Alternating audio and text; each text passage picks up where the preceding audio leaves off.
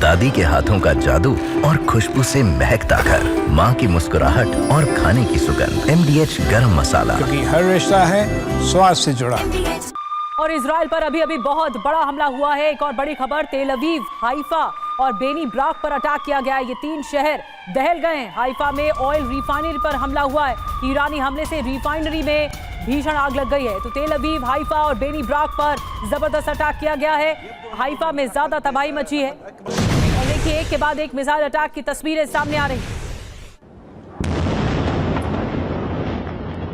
هذا الصوت إذا محمد خيري هذا الصوت يسمع الآن في كل المناطق الإسرائيلية Sophia يبدو أنهم من। और हमारे साथ खास मेहमानों का पैनल जुड़ चुका है। इस पर चर्चा करने के लिए lieutenant general retired Nitin Kohli साहब हमारे साथ जुड़े हैं डिफेंस एक्सपर्ट के तौर पर। कर्नल रिटायर्ड SK मलिक साहब हमारे साथ जुड़े हैं डिफेंस एक्सपर्ट के तौर पर। Group captain retired UK Devnath ji हमारे साथ जुड़ रहे हैं डिफेंस एक्सपर्ट के तौर पर।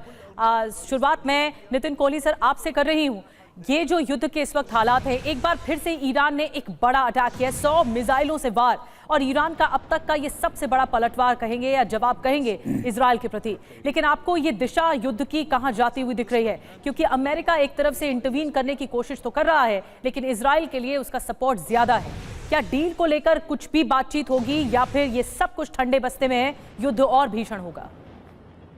देखिए, ये जैसा चल रहा है इसमें तो यही लगता है कि युद्ध अभी काफ़ी लंबा चलेगा। अगर हम देखें तो अमेरिका जो है वो एक डबल गेम टाइप का खेल रहा था। अमेरिका और इजराइल दोनों मिलके जिसे कहते हैं मट एंड जेफ, जिसको बोलते हैं गुड कॉप बैड कॉप, कि एक तो निगोशिएशन कर रहा है उनके साथ में कि हम एक डील कर लेते हैं, और दूसरे ने 60 दिन ख़त्म होते ही 61वें दिन उन पर हमला कर दिया, बिना इसकी वेट करे कि इस संडे को कल उनकी एक बातचीत और होनी थी। तो चूँकि ईरान पर अच्छा हमला हुआ है, जिसमें उसके कई सीनियर जनरल्स को भी निकाला गया है, साइंटिस्ट को निकाला गया है, उनके कमांड कंट्रोल सेंटर्स पे हमला हुआ है, न्यूक्लियर साइट्स पर हमला हुआ है, तो ईरान भी उसका रिटेलिएशन में बदला ले रहा है। ईरान के पास भी 10,000 से ऊपर बैलिस्टिक और क्रूज़ मिसाइल्स हैं और कई प्रकार के ड्रोन्स हैं उसके पास में। इनफैक्ट रशिया को इसी ने ड्रोन सप्लाई किए थे और वो लगातार उन पर हमला कर रहा है और वो करेगा।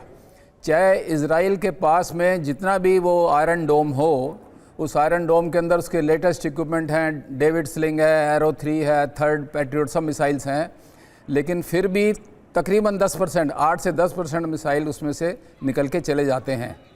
ये अगस्त में भी हुआ था, जो पिछला हमला उन पर हुआ था, और ये अक्टूबर में भी किया गया था। तो वो 10% मिसाइल तो उनके पास जाएंगे और उसको इजराइल को उसका खामियाजा भुगतना पड़ेगा, क्योंकि उन्होंने इस बात को शुरू किया है। तो अभी जो दिखाई देता है इसमें कोई अंत इसमें दिखाई नहीं दे रहा। कुछ समय लगेगा कि ऐसा चलेगा, इससे पहले कि कुछ अच्छी बुद्धि या कुछ गुड सेंस इनके ऊपर प्रिवेल होगा। यानी कि आप मान रहे हैं कि हाल फिलहाल में तो ये तनाव कम होता नजर नहीं आ रहा है। दादी के हाथों का जादू और खुशबू से महकता घर, माँ की मुस्कुराहट और खाने की सुगंध। MDH गरम मसाला, क्योंकि हर रिश्ता है स्वाद से जुड़ा।